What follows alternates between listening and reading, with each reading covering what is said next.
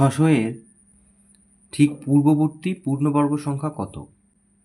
তাহলে এটা জানার জন্য আমাদের প্রথমে কি করতে হবে, এই 600-র বর্গমূল করার চেষ্টা করতে হবে। বর্গমূল হয় কিনা দেখি। ভাগ প্রক্রিয়ায় বর্গমূল করছি। 2 দুগুণে 4, 2 পরের জোড়া নামলো। এখন এখানে যেটা থাকে তার সাথে 2 গুণ করে এখানে লিখতে হয়। 2 দুগুণে 4। তাহলে এবার যদি আমরা 4 দিয়ে দিই, তাহলে 4 4 16, হাতে 1, 4 4 16 17। তাহলে এটা 4 ঘর, হাতে 1, 2 ঘর, হাতে 1, 1 আর 1 2 মিলে গেল। তাহলে 24 ভাগশেষ থাকছে। তার মানে এটা থেকে যদি আমি 24 বাদ দিয়ে দিই, যেটা পাবো সেটাই হচ্ছে পূর্ণবর্গ সংখ্যা, আর সেটাই হচ্ছে এই প্রশ্নের উত্তর। তাহলে অতএব পূর্ণবর্গ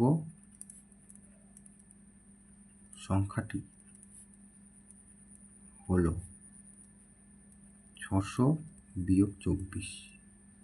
তার মানে 6 ঘর, হাতে 1, 7 ঘর, হাতে 1, 5, 576। এটাই তাহলে উত্তর।